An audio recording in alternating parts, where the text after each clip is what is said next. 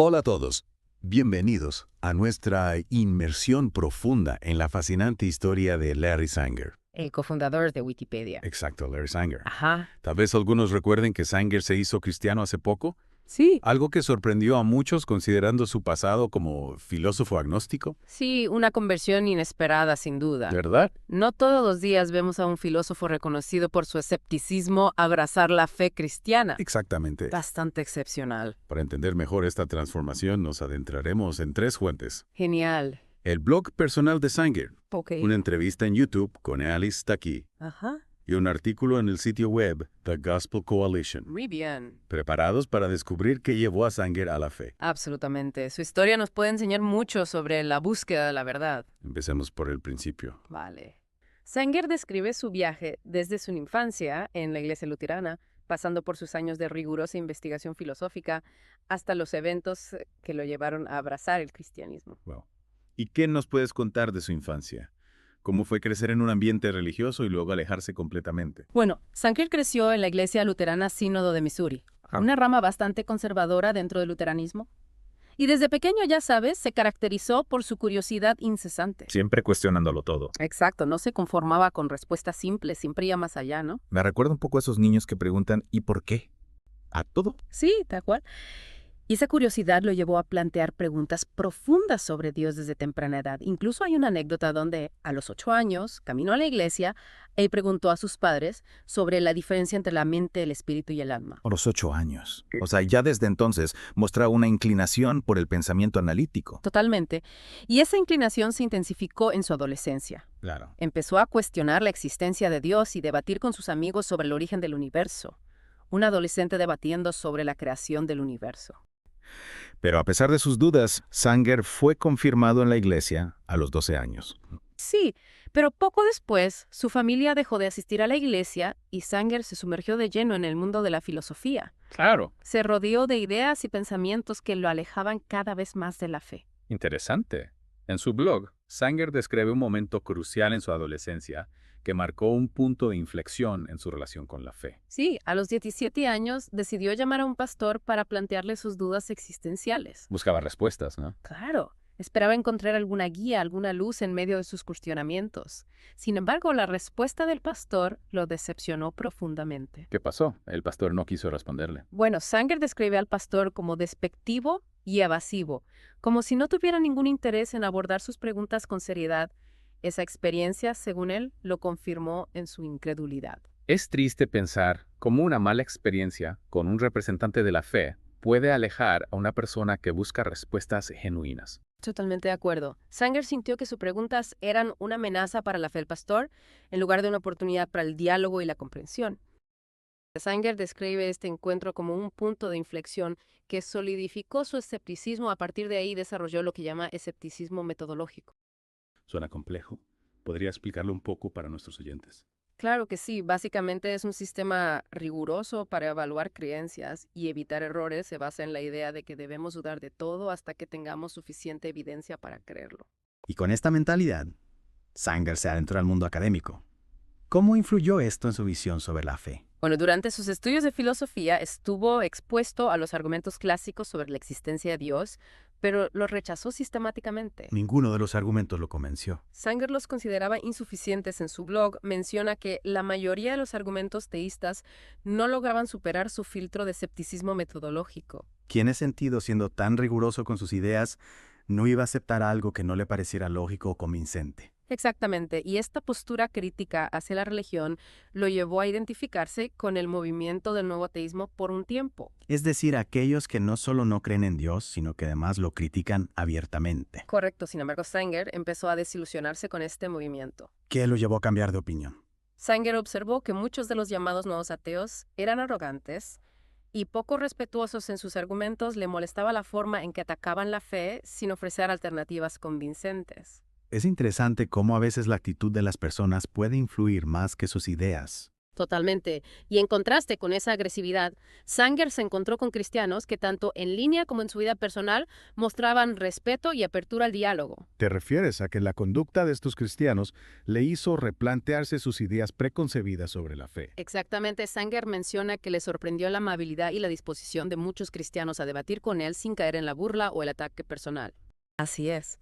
Es fascinante cómo un hombre tan dedicado a la razón y al escepticismo pudo, eventualmente, encontrar en la fe cristiana las respuestas que buscaba. Justamente, y en la siguiente parte de nuestro Deep Dive, exploraremos los eventos que llevaron a Sanger a reconsiderar su agnosticismo y acercarse al cristianismo. Decíamos que a pesar de su firme agnosticismo, hubo una serie de eventos y reflexiones que poco a poco fueron abriendo una grieta en su escepticismo. Ajá, como si Dios estuviera trabajando sutilmente en su vida.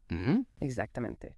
¿Cuáles fueron esos eventos que lo hicieron cuestionar su agnosticismo? Esa es la pregunta del millón. Bueno, uno de los primeros fue su matrimonio en 2001 Ah. y el nacimiento de su primer hijo en 2006. Claro. Sanger describe cómo la paternidad transformó su visión de la ética y el amor. Es increíble cómo las experiencias personales pueden desafiar nuestras ideas preconcebidas, ¿verdad? Totalmente de acuerdo. Sanger, influenciado por la filosofía de Ayn Rand, creía que toda acción moral debía estar basada en el interés propio. Ajá. Sin embargo, al convertirse en padre, descubrió que el amor por su hijo iba mucho más allá de cualquier interés egoísta. El amor de un padre, Sí, un acto que claramente contradice la noción de actuar únicamente por interés propio. exactamente. De hecho, menciona que estaría dispuesto a sacrificar su propia vida por sus hijos. Wow, es como si el amor paternal le hubiera abierto una ventana a un tipo de amor más grande. Sí, un amor más desinteresado. Esa contradicción lo llevó a cuestionar sus ideas sobre la moral y a reconocer la existencia de un amor que trasciende el egoísmo. Un amor que, para un cristiano, es un reflejo del amor incondicional de Dios. Exactamente. Entonces, su desilusión con el nuevo ateísmo, sumada a las nuevas experiencias en su vida personal, comenzaron a abrir grietas en su escepticismo. Exacto, y es aquí donde la historia se pone aún más interesante porque Sanger comienza a explorar la idea de un Dios tecnológicamente avanzado capaz de crear universos. Qué fascinante. ¿De dónde surge esta idea? ¿Cómo la concilia con su escepticismo? Bueno, Sanger relata en su blog que empezó a leer sobre física y cosmología, y la idea de un universo finamente ajustado para la vida le impactó profundamente. El argumento del ajuste fino. ¿Podrías explicarlo un poco? Claro, el argumento del ajuste fino es una variante del argumento del diseño, que plantea que las constantes físicas del universo están tan finamente ajustadas para la vida que parece improbable que sean producto del azar. Es como si alguien hubiera calibrado un universo para que nosotros pudiéramos existir. Wow. Es un argumento que da que pensar. Es decir, la improbabilidad de que todas las constantes físicas del universo sean perfectas para la existencia de la vida tal y como la conocemos. Exactamente, esta idea lo llevó a considerar que tal vez detrás de todo esto había una inteligencia superior, un diseñador del universo, un Dios. Es un giro sorprendente para un escéptico como él, imagino, que esta idea desafió sus propias nociones sobre la naturaleza de Dios. Sin duda, Sanger siempre había rechazado la idea de un Dios personal, pero esta nueva perspectiva le abrió la mente a otras posibilidades, le hizo cuestionar su propia definición de Dios. Y mientras exploraba estas nuevas ideas, Sanger también se adentró en la escritura de ensayos sobre la moralidad y el mal. ¿Encontró alguna conexión con el pensamiento cristiano en estos temas? De hecho, sí, en sus ensayos, Sanger empezó a notar que algunas de sus propias reflexiones sobre la ética y el problema del mal coincidían con las ideas que se plantean en la Biblia. ¿Podrías darnos algún ejemplo concreto de esta conexión? Claro, Sanger se interesó por el concepto de la ley natural, una ley moral objetiva que según la tradición cristiana está inscrita en el corazón del hombre. Empezó a cuestionarse si la moralidad era solo una construcción social o si existía un fundamento objetivo para el bien y el mal. Y la Biblia, con su énfasis en la ley moral divina, le ofrecía una respuesta a esa pregunta. Exactamente, la Biblia no solo le presentaba un sistema moral, sino que también le ofrecía una explicación para la existencia del mal en el mundo, la rebelión del hombre contra Dios. Es decir, la Biblia le proporcionaba un marco para comprender no solo la existencia del bien, sino también la presencia del mal en el mundo. Así es. Y justo cuando Sanger estaba en medio de estas reflexiones, ocurrió un evento que lo marcaría profundamente: el escándalo de Jeffrey Epstein. El escándalo de Jeffrey Epstein. ¿Cómo se relaciona esto con la historia de Sanger? Pues resulta que un amigo de Sanger le habló sobre las prácticas ocultistas que supuestamente se llevaban a cabo entre las élites que Epstein frecuentaba. Increíble. ¿Y esto qué impacto tuvo en Sanger? Le causó una profunda inquietud hasta ese momento. Sanger había descartado las ideas sobre lo sobrenatural como simples supersticiones, Pero las afirmaciones de su amigo, junto con la oscuridad del caso Epstein, lo hicieron reconsiderar. ¿Te refieres a que la maldad de Epstein lo llevó a preguntarse si existían fuerzas espirituales malignas operando en el mundo? Exactamente. Y en ese momento de búsqueda, la Biblia se presentó como una posible fuente de respuestas. Esa idea lo inquietó profundamente y lo llevó a tomar una decisión crucial: leer la Biblia de principio a fin. ¡Qué giro tan inesperado! Algo que, para un escéptico como él, era impensable años atrás. Totalmente. ¿Y cómo reaccionó al leer la Biblia? Sanger describe cómo, al leerla con atención y utilizando herramientas de estudio como comentarios y mapas, descubrió una profundidad y coherencia que no esperaba. O sea que la Biblia lo sorprendió gratamente. Sí, la Biblia, lejos de ser un conjunto de mitos primitivos, se reveló ante él como un texto complejo, lleno de sabiduría y respuestas a las preguntas que lo habían atormentado durante años. Sanger, con su formación filosófica, quedó impactado por la riqueza teológica de la Biblia. Un descubrimiento que sin duda desafió su visión previa del cristianismo. En su blog, Sanger describe con detalle su proceso de estudio bíblico, Ajá. utilizando aplicaciones, comentarios y mapas para profundizar en la comprensión del texto. Dedicó tiempo y esfuerzo a comprender la Biblia como si estuviera resolviendo un complejo enigma filosófico. ¿Y qué fue lo que más le sorprendió durante este proceso de estudio? En su blog, Sanger confiesa que se sorprendió al descubrir la coherencia interna de la Biblia. A pesar de estar compuesta por diferentes autores a lo largo de siglos, encontró una unidad narrativa que lo impactó. Es decir, la Biblia no le pareció una colección de historias inconexas, sino un relato con un hilo conductor. Exacto, y esta unidad no solo se daba a nivel narrativo, sino también a nivel temático. Sanger se dio cuenta de que la Biblia abordaba preguntas fundamentales sobre la existencia humana, el origen del universo, el problema del mal, el significado de la vida, la búsqueda de la felicidad. Y estas preguntas casualmente son las mismas que la filosofía ha tratado de responder durante siglos. Precisamente Sanger menciona que se sintió un poco avergonzado al descubrir que, a pesar de su formación filosófica, nunca había estudiado la teología con seriedad.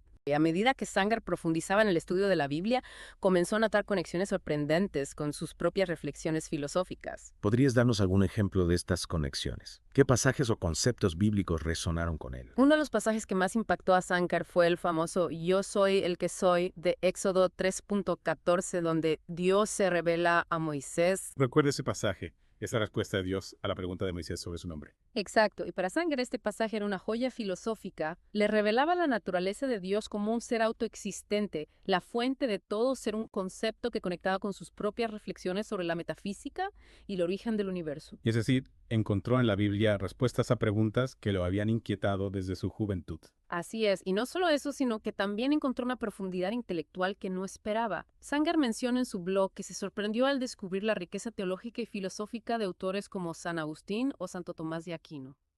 Sin embargo, a pesar de sus nuevas comprensiones, Sanger todavía no se consideraba un creyente. No. Su mente, entrenada en el escepticismo, se resistía a dar el salto de fe. ¿Qué lo llevó finalmente a abrazar la fe cristiana? En la siguiente parte de nuestro Deep Dive exploraremos el proceso de conversión de Sanger y cómo, a pesar de sus dudas iniciales, encontró en Cristo las respuestas que buscaba. Decíamos que a pesar de todo lo que Sanger había descubierto en la Biblia, todavía no se consideraba un creyente. Claro, su mente, entrenada en el escepticismo, se resistía a dar el salto de fe. Así es, imagínate la lucha interna que debía estar experimentando. Sí. Por un lado, la lógica y la razón que lo habían acompañado toda su vida. Y por otro, la creciente convicción de que Dios existía y de que la Biblia era verdad. Claro, era una decisión fácil. Para nada, debió ser un periodo muy intenso para él. Sanger lo llama un periodo de gran incomodidad. ¿Y cómo lo describe? Luchaba por reconciliar su nueva visión del mundo con años de pensamiento escéptico. Es como si dos fuerzas opuestas estuvieran tirando de él en direcciones diferentes. Entonces, ¿qué lo llevó finalmente a cruzar esa línea y declararse cristiano?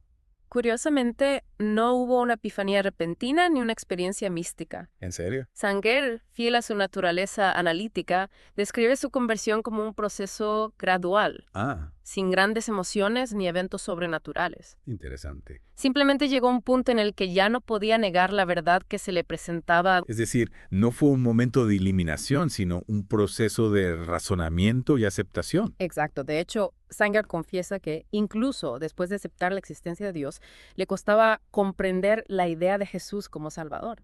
¿Qué te refieres? Su conversión no surgió de un sentimiento de culpa o de la necesidad de redención personal. Esto, según él, le hacía dudar de la autenticidad de su fe. Es decir, no se ajustaba al patrón típico de conversión, No. en el que la persona busca en Dios una solución a sus problemas, Exacto. una liberación de su culpa. Así es, Sanger no sentía esa necesidad. Entiendo. Sin embargo, con el tiempo fue profundizando en la comprensión de la naturaleza humana y del pecado. Ajá. Y al final reconoció su propia imperfección y la necesidad de un Salvador. Es como si primero hubiera aceptado a Dios con la mente, ¿no? Y luego poco a poco lo hubiera aceptado con el corazón. Es una buena manera de verlo.